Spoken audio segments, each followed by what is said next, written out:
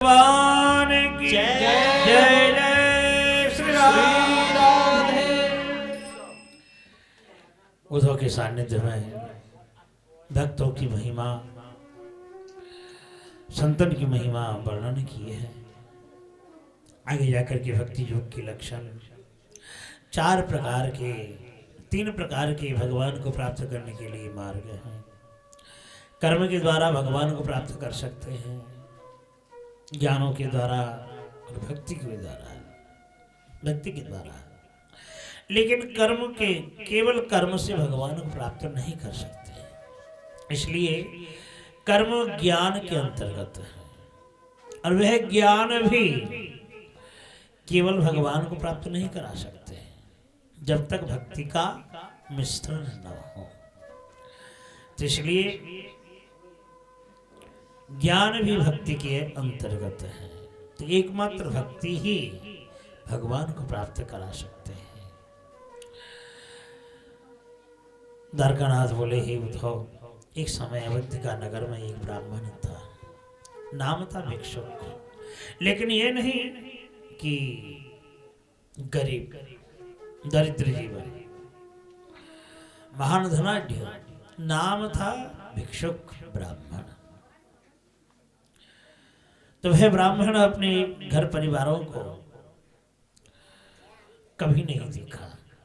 जो भी कुछ धन उपार्जन करके लाते थे अपने लिए बांध करके रख देते। छोटे छोटे बालक, बच्चे, स्त्री हैं, वे मांगते, पिताजी ये दो वो दो, एक पैसा, एक कौड़ी की छलांग नहीं दी। हे उद्धव, संसार में आकर के भी 5 प्रकार ऋणों से मुक्त होना पड़ता है। लेकिन वह ब्राह्मण इतना निष्ठुर रहा। 5 प्रकार ऋणों में से क्या एक ऋण से भी मुक्त नहीं हुए, क्योंकि देवता इतने प्रकाश दे रहे हैं, बारिश दे रहे हैं, हवा दे रही हैं, तो ये सब देवताओं का कर्तव्य है। तो देव ऋण, ऋषि ऋण, मंत्र शक्तियों के द्वारा आरोग्य विधान हो रहा है। तो ऐसे ऋषियों के लिए भी कोई ऋण चुकाया नहीं। पितृऋण अर्थात वंशजों में से भी ऐसा कोई उत्तराधिकारी नहीं बने। मनुष्य ऋण, अब संसार में रहने से सगे संबंधी आएंगे, उस समय फर्ज बनता है उनके लिए कुछ करना है। और ये सब न करके मुंह मोड़ के बैठ जाएं, बातें भी बंद कर दें, तो ये मनुष्य ऋण से मुक्त नहीं होते। और भूत ऋण अर्थात खुद को संसार से उद्धार करना, मुक्त कराना। तो 5 ऋणों से मुक्त नहीं हुए। कुछ दिन बाद ऐसा बारिश हुआ तो उनके जितने भी धन इकट्ठे कर रखे थे, कुछ यक्षों ने लिया, कुछ पड़ोस ने आए करके धन हड़प लिया और कुछ भीग करके नष्ट हो गया। अब सब ऐसे नष्ट हो जाने के बाद वह ब्राह्मण निस्व हो गया। निस्व हो जाने के बाद अब अपने बच्चों के पास गया, भाई मेरा पास तो कुछ बचा नहीं, अब तुम हमारी देखभाल करो। बालक कहने लगे, पिताजी आपके पास तो बहुत धन था, पैसे तो बहुत थे, लेकिन आपने तो एक पैसा हमें नहीं दिए। हम कितनी रोए, कितने कष्ट करें। माता जी पराये के घर में काम करके हमें बड़े पालन पोषण करे, बड़े करे, तो हम नहीं देख सकते। तो बालकों ने ठुकरा दिया। स्त्री के पास गए, देख तो हमारी सहधर्मिणी है, तू तो मेरी देखभाल कम से कम कर, मेरे पास सब कुछ समाप्त हो चुका। स्त्री बोली कि तुम्हारे पास जब थे तब तो कुछ दिए नहीं, पराये घर काम करके बालक ने मैंने बड़ी करी। अब बताओ, दुख के समय कोई नहीं निहारे और सुख के समय हमारे पास आया था, क्या करें उससे। अब आप अपनी जगह में हैं, हम अपनी जगह में हैं। स्त्री ने ठुकरा दिया, स्त्री ने भी मना करी। अब पड़ोस के पास गए, पड़ोस बोले भैया तुमने तो एक बात होते भी हमारे सहयोग नहीं दिया। पैसा की बात तो दूर है, एक बात कहने से कोई सहयोग है जाए, अनेक समय से भी आ जाए, भाई एक बात कहने से काम पूरा है, इतनी तक तुमने नहीं करा, हम कैसे करें? भाई तुम जाओ यहाँ से, तुम्हारी रास्ता देखो, तुम अपनी रास्ता देख लो। वहां से निकल गई। अब फटी हुई गुंदरी और एक भिक्षा पात्र लेकर के निकल पड़े। अब गांव में भिक्षा करने जाएं तो गांव वाले कहते हैं देखो देखो अब धन तो नष्ट हो चुका है, अब धन इकट्ठा करने के लिए फिर हमारे घर भिक्षा मांगने आ गए। नहीं नहीं हमारे पास कुछ नहीं है, तो फटकार के निकाल देते हैं। अब कोई भाग्यवान उसे कुछ भोजन के लिए दें तो वह जलाशय देख करके भोजन के लिए बैठ जाता है, भोजन करता है। गांव के कुछ लोग बच्चे आए करके उनसे तंग करने लगे, देखो देखो ये ढोंगी है, ढोंगी कितनी पैसा इकट्ठे करके रखे और अब फिर हमारे घर में भिक्षा मांगने जाता है, देखो हमारे घर में जाता है इकट्ठे करने के लिए, ढोंगी है ढोंगी कह करके कोई थूकते हैं, कोई ढील निक्षेप करते हैं, कोई धूल उड़ा देते हैं, खावे में बिष्ठा फेंक देते थे, पेशाब कर देते थे। शिवंती मुत्रयंती च पापिष्टा ठिवंत च मूर्धनि, माथे में थूक देते थे, पेशाब कर देते थे। तो वह ब्राह्मण उस समय सोचने लगा ये जो बालक मुझे सता रहा है तो क्या ये मेरे कष्ट का मूल कारण है? नहीं, क्योंकि इन्हें मैं कष्ट का मूल कारण नहीं कह सकता। क्यों कि मैंने जो कर्म करके आया हूँ, मैं जैसे कर्म करके आया हूँ, शुरुआत से मैं सबको देखभाल करके सबकी सलाह से और सबको पालन करके मैं आज संसार में रहता हूँ, तो ये अवस्था मेरो नहीं होता। ना मैंने कहा कोई एक पैसा दे, ना देखभाल करो, ना कहोगे बात मानी। तो यह कारण नायंग जनों में सुख दुख हेतु, न देवतात्मा ग्रह कर्म काला, मानः परं का रण मामनन्ति, संसार चक्रम परिवर्तयेत ज। ब्राह्मण बोले अयम जन, ये बालक हमारी सुख दुख के कारण नहीं है, न देवता है न आत्मा है, ग्रह कर्म काल, ये कोई किसी का सुख दुख देने वाला नहीं है। सुख दुख ग्रहण करने वाला खुद का मन है, अपना मन है। मन परम कारणम मनन्ति। अब मन फिक्र हो जाए तो कुछ नहीं, और मन कहता है भाई क्यों ऐसा होगा, क्यों ऐसे बातें करेंगे, क्यों कहा। तो मन ही सुख दुख का जड़ है। अब दृष्टांत उन्होंने दिया कि देखो भोजन करते समय क्वचित सदत भी, अपने दांतों के द्वारा भोजन करते समय अपने दांतों से जीभ को काट बैठते हैं। अब जैसे अपने दांतों से काटते हैं तो यंत्रणा भी होती है, दर्द भी होता है। अब देखो कोई थप्पड़ मारे या कोई कुछ मारे तो उसके लिए तो उल्टा जवाब मिल जाता है। अब अपने दांतों ने जब जीभ को काटा और इतना जोर से दर्द हो रहा है, सहन नहीं कर पा रहे, आप क्या गुस्से में आकर के अपने दांतों को तोड़ दोगे? तो दांतों को तो तोड़ नहीं सकते हैं, क्योंकि अपने दांत हैं, पराये दांत होते तो गुस्से के मारे मार भी सकते हैं, तोड़ भी सकते थे, लेकिन अपने दांत हैं, अपने दांतों के द्वारा जीव को खुद ही काटना है। तो इसलिए गुस्से कितने भी हों लेकिन कुछ करते नहीं, धीरे धीरे खुद को सहन करनी पड़ती है। तो ब्राह्मण कहते हैं, हे विश्ववासियों, उसी प्रकार खुद का किया हुआ कर्म खुद को ही भोगना पड़ेगा। कोई किसी का सुख दुख भोगने वाला नहीं है। सुख के समय तो सब आ जाएंगे, सुख के समय भले सब आ जाएंगे, लेकिन दुख के समय कोई नहीं आएगा। तो इस प्रकार ब्राह्मण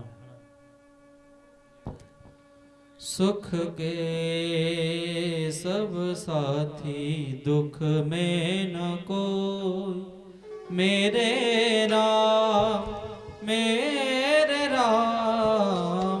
तेरा नाम एक साचा दूजा न कोई। ओ सुख के सब साथी दुख में न कोई, सुख के सब साथी दुख में न कोई, मेरे राम तेरा नाम एक साचा दूजा न कोई, मेरे राम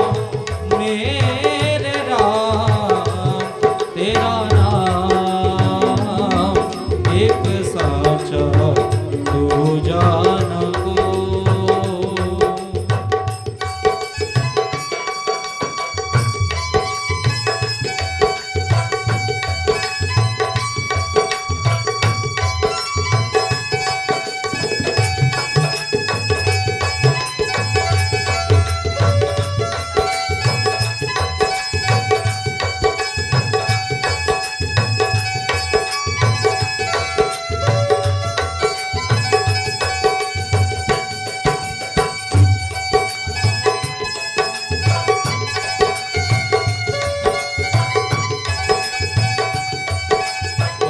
जीवन आनी जानी छाया, झूठी माया झूठी काया, जीवन आनी जानी छाया, झूठी माया झूठी काया। ओ फिरता है क्यों सारी उमरिया, फिरता है क्यों सारी उमरिया, पाप की गठरी ढोई, सुख के सब साथी दुख में न कोई, मेरे राम तेरा नाम एक साचा दूजा न कोई।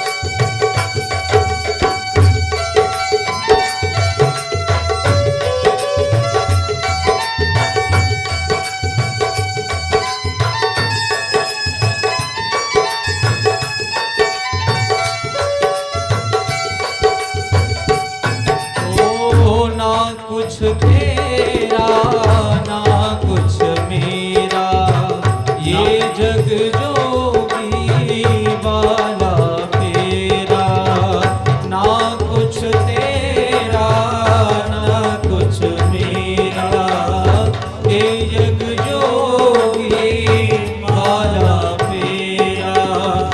राजा हो या रंग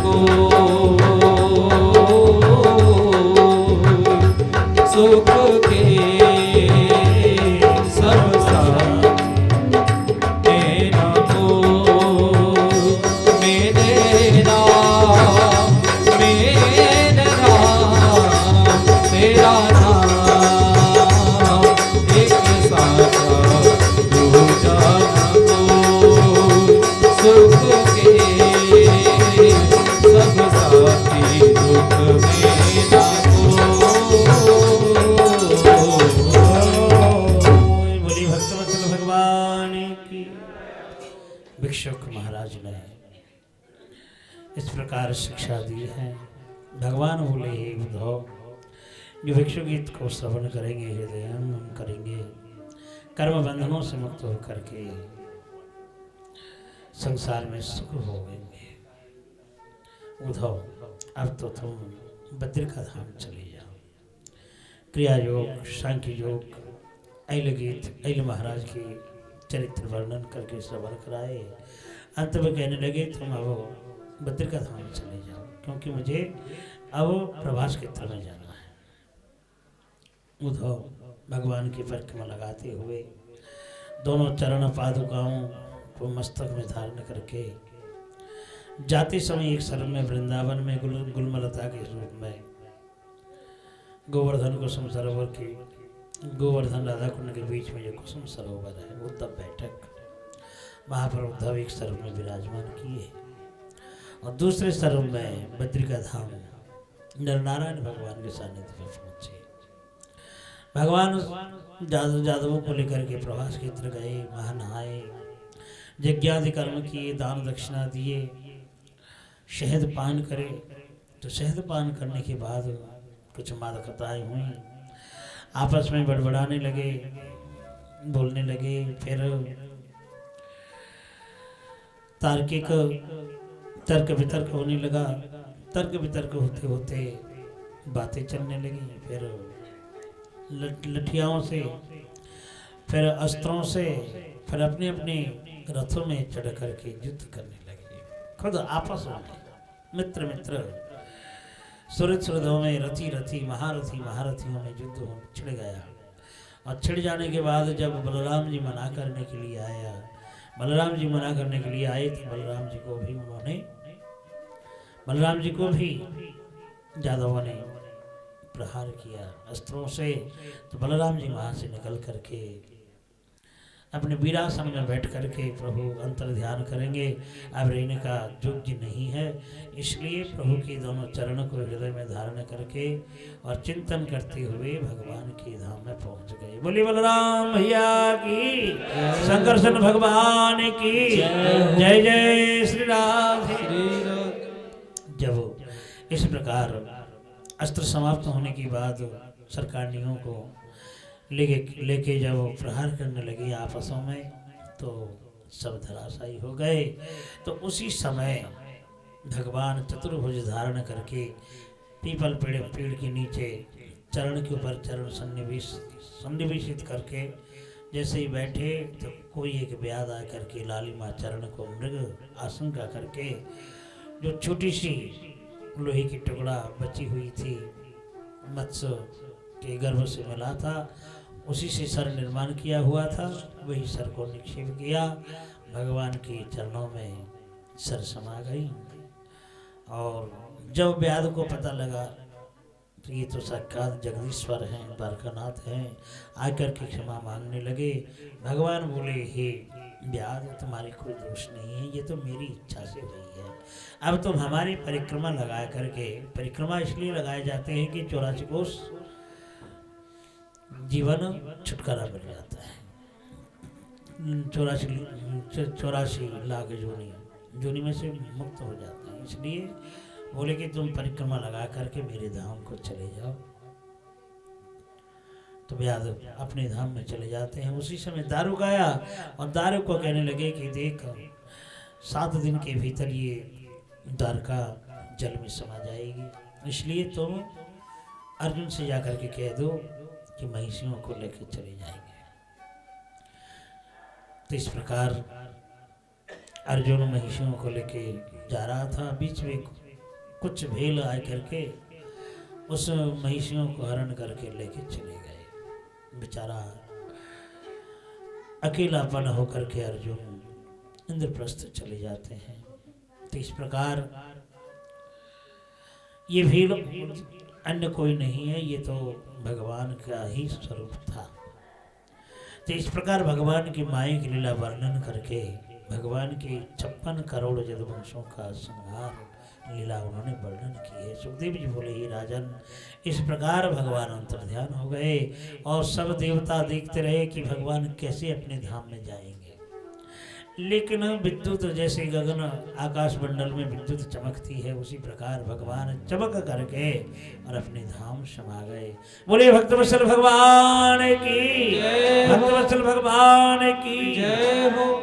परीक्षित महाराज रोने लग गए कि भगवान ऐसे अंतर्ध्यान हो गए। सुखदेव जी समझाते हैं कि महाराज भगवान कहीं नहीं गए, भगवान हर जीवों के अंदर में बसे हुए हैं, विभु व्यापक अनंत स्वरूप है। तो उनको प्राप्त करने के लिए साधनों के द्वारा ही प्राप्त किए जाते हैं। देखो इंद्रजालिक आकर के तरह तरह के खेल दिखा करके चला जाता है, लेकिन वह कभी हकीकत की नहीं होती है। तो उसी प्रकार भगवान भी आए करके कितनी गार्हस्थ धर्म निभाए और कितनी कितनी लीला की, लेकिन ये सब भगवान की माया की लीला दिखा करके अंतर्ध्यान हो गए। इस प्रकार वर्णन करके फलश्रुति प्रदान करते हैं सुखदेव जी कि ये प्रातः काल उठ करके जो भगवान श्री गोविंद के अंतर्ध्यान लीला श्रवण करेंगे, मनन करेंगे, चिंतन करेंगे, तो अंतगति भगवान के चरणों में प्राप्त करेंगे। भावी राजाओं का वर्णन किया। चंद्रवंशों में एक राजा हुए थे पुरंजय, उनके एक मंत्री वही मंत्र उसको मार करके राजत्व करने लगे। फिर उनके बाद मौर्यों का राज्य आया। मौर्य वंशों के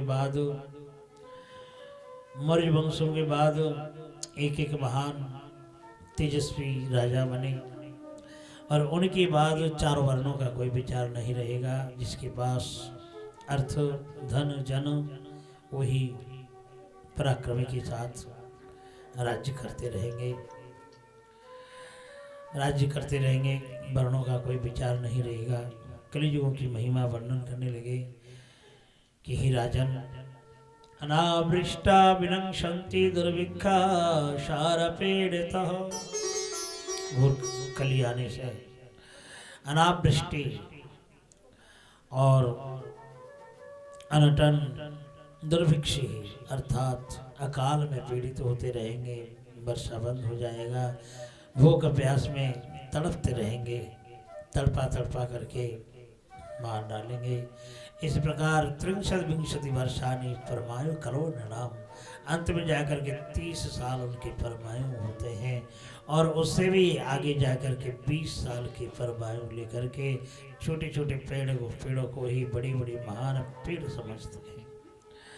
तो इस प्रकार शूद्र प्रायेषु वर्णेषु छाग प्रायेषु धेनुषु, वर्ण सब शूद्र वर्ण के समान बन जाएंगे। धेनु समूह छाग के बराबर होंगे, भीड़ के समान बनेंगे, और आश्रम सब गृहस्थ आश्रम में परिणत हो जाएगा। इस प्रकार धर्म को रक्षा करने के लिए कलियुग में साक्षात कल की भगवान अवतार लेंगे, अधर्मियों का विनाश करके धर्म को रक्षा करेंगे। फिर इस प्रकार दिव्यावदान शस्त्रांत चतुर्थे तो पुनः कृतम, दिव्य परिमाण से ये कलियुग समापन हो जाएगा। 4,32,000 समापन होने के बाद फिर सत्ययुग में परिणत होते रहेंगे। 4 प्रकार के प्रलय वर्णन करके श्रवण कराए हैं, और इस कलियुग में एक ही नाम आधारा, हरिनाम के द्वारा ही जीव उद्धार हो सकते हैं। अंत में ब्रह्मोपदेश देते हुए सुखदेव जी ने कहा, ही राजन, मैंने अपने पिता से जो भागवत कथा श्रवण की थी, वही कथा आज मैंने वर्णन करके तुम्हें श्रवण कराई है। आज 7वां दिन समाप्त होने वाला है। तक्षक नाग शायद आ रहा होगा, तक्षक नाग डसेंगे, इसलिए तुम मर जाओगे। इस प्रकार पशु बुद्धि को परित्याग करना। देखो, जीवात्मा और परमात्मा का दोनों का नित्य संबंध बनता है। परमात्मा जीवात्मा को कभी त्याग नहीं करता। भले जीवात्मा अपने सुख के लिए भटकता रहता है परमात्मा को त्याग करके, लेकिन परमात्मा भगवान हर समय जीवात्मा के लिए पीछे पीछे घूमते रहते हैं, सुरक्षित रखते हैं। तो उसी प्रकार घटे भिन्नी यथाकाश। शून्य कलश जैसे घर के भीतर कोई फोड़ दे तो कलश की जो शून्य स्थान गृह आकाश शून्य में विलुप्त हो जाता है। और ये जब घर टूट जाएगा तब बड़े आकाश शून्य से मिल जाएगा। उसी प्रकार एक दीपक के पास और दूसरी दीपक ला के रख देंगे तो ज्योति में ज्योति, प्रकाश में प्रकाश मिल जाएगा। उसी प्रकार जीवात्मा परमात्मा विलीन हो जाता है। तो हे राजन, तुम मर जाओगे, इस प्रकार पशु बुद्धि का परित्याग करना। परीक्षित महाराज सिर नवाते हुए प्रणाम करते हुए हाथ जोड़ करके बोले कि प्रभु, आपकी कृपा से मैंने भागवत की कथा श्रवण करी है, अमृत कथा पान करी है। भले हमें तक्षकनाग आकर के दंशन भी कर ले तो मेरी कोई परवाह नहीं है, क्योंकि आपके मुखार बिंदु से मैंने अमृत, भागवत रूपी अमृत की कथा पान कर चुके हैं। तो इस प्रकार कहकर के सुखदेव जी का उन्होंने पूजन किया और मन प्राण धन जो कुछ अपने पास कुछ तो लेके आए थे नहीं, अब सब कुछ शरीर को, मन प्राण को सब उनके चरणों में समर्पण कर दिए। जैसे अवधूत के बीच में आए थे सुखदेव जी महाराज, उसी प्रकार वहां से अंतर ध्यान हो गए। बोले सुखदेव महाराज की जय, शुकाचार्य की जय। परीक्षित महाराज उत्तर की दिशा की ओर मुंह करके बैठ गए और तक्षक नाग ब्राह्मण के बीच में आ ही रहा था। बीच में कश्यप मुनि मिले तो वहीं परखन होने लगा। एक पेड़ को तक्षक नाग ने डसा था, वह पेड़ भस्म हो चुका। लेकिन कश्यप मुनि ने जब मंत्र पढ़ करके जल का छिड़काव दिया तो वह पेड़ हरा भरा पुनः दिखाई दिए। तो उसी प्रकार वह तक्षक नाग महामुनि कश्यप को कुछ धन दे करके वहां से विदाई कर दिए। वही तक्षक आय करके ऋषि मुनि इकट्ठे होकर के महाराज परीक्षित को पूजा कर रहे थे।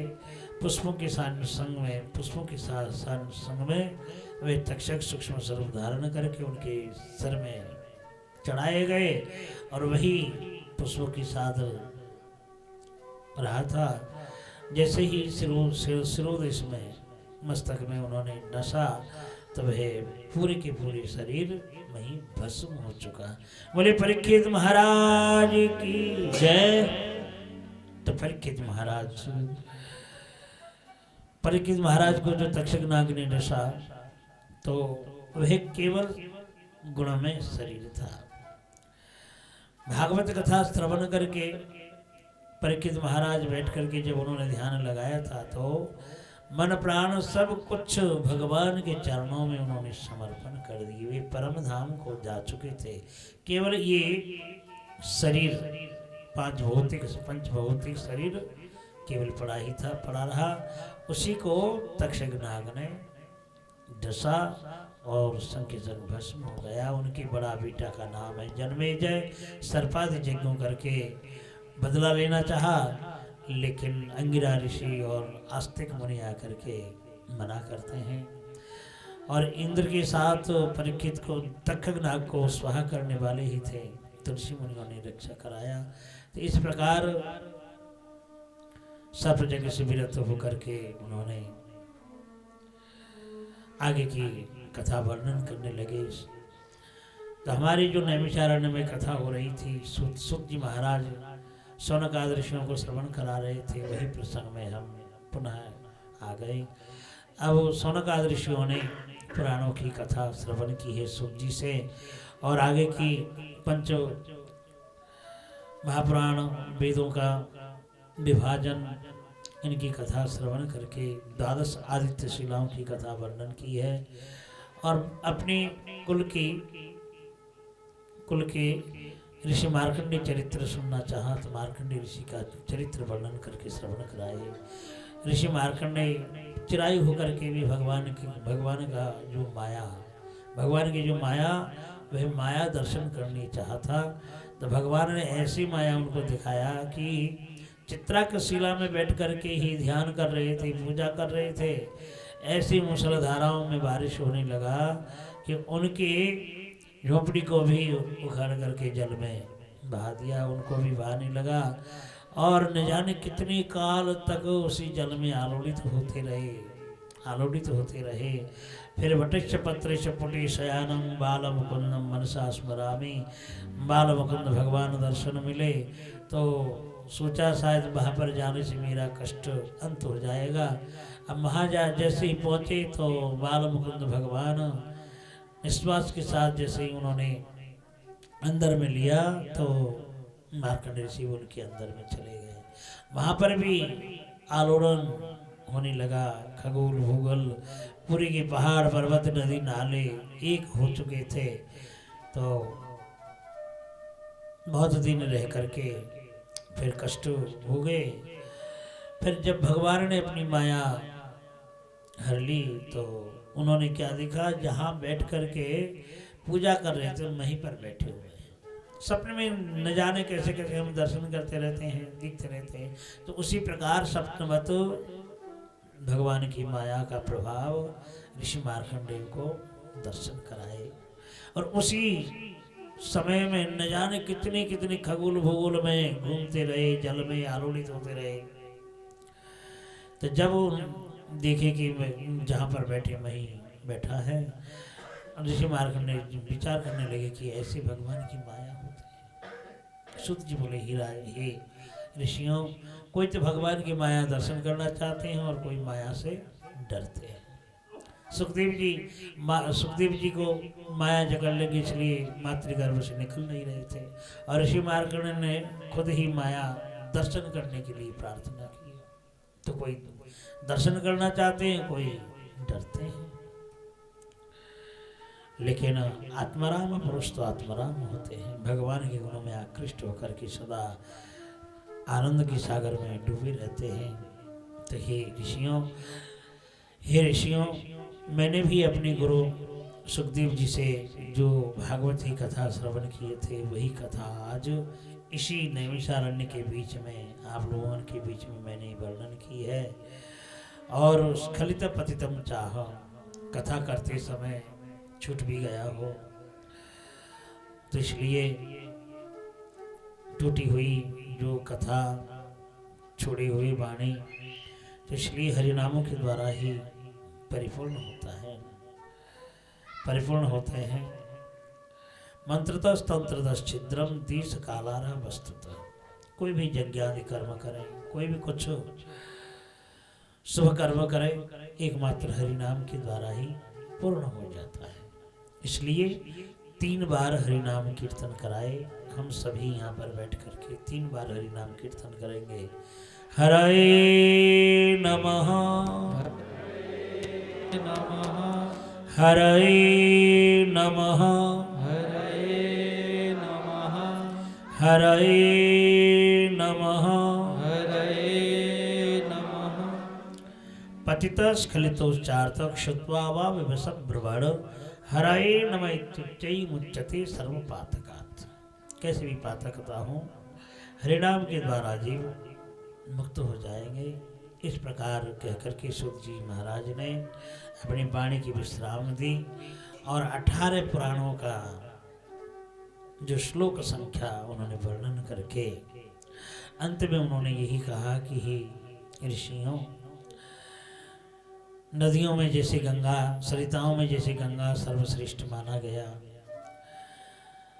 तो उसी प्रकार साधु संतों में महादेव जी जैसे वैष्णव चूड़ामणि हैं, तो इसी प्रकार पुराणों में श्रीमद् भागवत महापुराण है। धीमहि शब्द से ग्रंथ का उपक्रम हुआ और धीमहि शब्द से ही ग्रंथ का उपसंहार हुआ। योगेन्द्राय नमः तस्मै शुकाय ब्रह्मरूपिणे संसार सर्वदष्टमयो विष्णुरातममुचतु। ऋषियों, योगीन्द्राय नमस्तस्मै, महायोगीश्वर सुखदेव गोस्वामी को हम प्रणाम करते हैं कि सुख रूपिणी सुख स्वरूप धारण करके और भागवत की कथा श्रवण कराई है। जो संसार रूपी संसार रूपी कालों के द्वारा डसे हुए प्राण को जीवन दान दिए और महाराज परीक्षित जी को वैकुंठ धाम पहुंचाए। तैसे भागवत महापुराण चक्र चूड़ामणि भागवत की जयकार लगाए। बोले भागवत महापुराण की जय। भागवत महापुराण की जय हो। भवे भवे यथा भगति पादयोस्तव जायते तथा कुरुष्व देवेश नाथस्त्वं नो जतः प्रभो। नाम संकीर्तनमयस्य नाम संकीर्तनं यस्य सर्वोपापः सर्वपाप सर्वपाप प्रणाशनम् सर्वपाप प्रणाशनं प्रणामो दुःख शमनः प्रणाम दुःख शमनः तं नमामि हरिं परं तं नमामि हरिं परं नाम संकीर्तनमयस्य नाम संकीर्तनं यस्य सर्वपाप प्रणाशनम् सर्वपाप प्रणाशनं प्रणामो दुःख शमनः प्रणाम दुःख शमनः तं नमामि हरिं परं तं नमामि हरिं परं तं नमामि हरिं परं। तं नमामि हरिं परं। हे प्रभु, आप हमें ऐसी कृपा करें कि जन्म जन्मांतरों में आपके चरणों में रह करके हरि गुणगान कीर्तन करते रहें। आपके भवन पावन हरिनाम कीर्तन करके सर्व पापों से मुक्त हो जाते हैं। तो ऐसे सर्वनाम नामी अभिन्न स्वरूप ही भगवत स्वरूप प्रणाम करने से दुखों का दुख रूपी सागर से मुक्त हो जाते हैं। ऐसे सर्वश्रेष्ठ भगवान श्री हरि को हम नमस्कार करते हैं। तो इस प्रकार प्रणाम करके जो भागवत साप्ताहिक यज्ञ अनुष्ठान हुआ वह आज वही भागवती कथा विश्राम हुई है। नित्यधाम प्रविष्ट परम आराध्य प्रातः स्मरणीय श्री गुरु जी महाराज श्री श्री 108 प्रेमानंद दास बाबा जी महाराज जो हमारे सदगुरु रहे, पुण्यतिथि स्मरण करते हुए उनके श्री चरणों में वाणी रूपी पुष्पांजलि समर्पण करते हैं। महाराज जी जब डॉक्टर के पास रहे थे तो बड़े आनंद से कहने लगे, रामदास कल एकादशी है, कल हरिनाम कीर्तन कराना, दिन भर कीर्तन कराना है। गोविंद दास हमारे गुरु भाई गोविंद है, गोविंद थे, गदाधर सभी थे, तो हरिनाम कराना, हम हरिनाम श्रवण करेंगे। और कल के दिन जब कीर्तन होता रहेगा तो निताई गौर दोनों आएंगे, हमें लेके चले जाएंगे। हम तो सोचते रहे शायद दवाई खा ली होंगी, दवाई के प्रभाव से ऐसे ऐसे बातें कर रहे हैं। तो कई बार जब पूछे, बोले नहीं, अखंड जैसे हरिनाम बैठा ना, हम हरिनाम सुनते रहेंगे। तो उन्हीं की कृपा है, भागवत जी की कथा हुई है। और एक महानुभव महाराज जी का ही परम शिष्य हैं गोपाल मंडल, उनकी भी भगवत चरण प्राप्ति कामनाया हमारी परम श्रद्धेय रंजित देव जी हमारे सामने बैठे हुए हैं। उन्होंने भी भागवत के अनुष्ठान में सहयोग किए हैं भगवत प्राप्ति कामना के अनुसार। तो सभी के लिए भगवान मंगल करें, भगवान के चरणों में भक्ति मिले।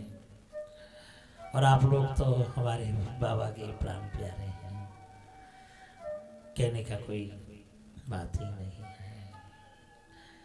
तो जो भी कुछ टूटी फूटी वाणी भूल तो हो ही जाएंगी, तो स्वाभाविक है, क्यों, इतना तो अभ्यास है नहीं। और जो भी कुछ गुरु जी की कृपा है, तो वाणियों में रसों में जो भी कुछ सिद्धांतों में भूल हुई हो, अपने गुणानुसार आप तो परम महानुभव हैं, भूल त्रुटियों को क्षमा करके अपने बालक समझ करके चरणों में स्थान दें। भगवान के चरणों में भक्ति रहें, गुरु जी की सेवा में लगे रहें। इस प्रकार आशीर्वाद आप करते रहें। आपके श्री चरणों में प्रणाम करके उपस्थित ब्रजवासियों, वैष्णवों के भक्तों के श्री चरणों में प्रणाम करके और वाणियों का जो सुरंजित संगीतकारों ने किए है, सुरसाल बनाई है, उनसे भी उनके प्रति भी गुरु जी महाराज का असीम कृपा रहा। तो अगले दिन और पिछले दिन 2 दिन के लिए हरिनाम संकीर्तन है। 2 दिन हरिनाम संकीर्तन है और सोमवार के दिन 22 तारीख को भगवान गुरु महाराज जी की पुण्यतिथि, गोपाल मंडल, ये सब मिला करके पुण्यतिथि मनाए जाएंगे।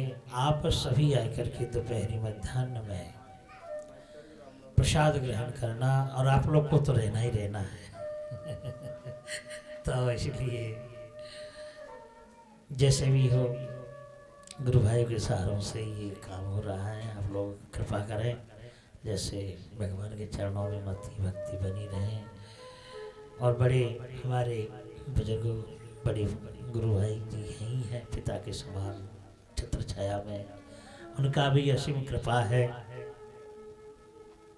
बीच बीच में देखने के लिए चले आते थे मंदिर में कैसे हो रहा है, नहीं है, कैसे रह रहे नहीं रहे। अभी तो चलो कुछ दिन यहीं पर विराजमान है, छत्र छाया में हम बसे हुए हैं। तो इसलिए सभी को प्रणाम करके आज की जो भागवत की वाणी यहीं विश्राम है। जय राधे, जय 22 तारीख को बाबा श्रीधाम राधा कुंड का